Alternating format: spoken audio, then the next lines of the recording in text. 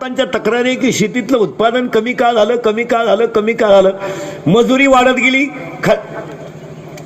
मजुरी वाढत गेली, खतांच्या किमती वाढत गेल्या आणि त्या तुलनेत उत्पादन बोला जा कमी झालं.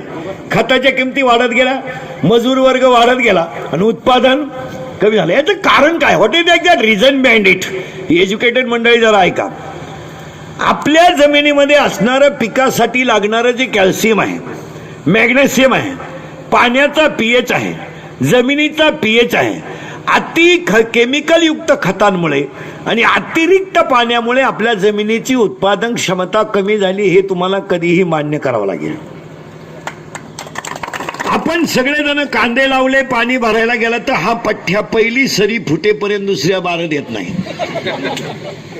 म्हणजे आपण त्या पिकाला लागणारं पाणी त्या पिकाच्या कॅपॅसिटीपेक्षा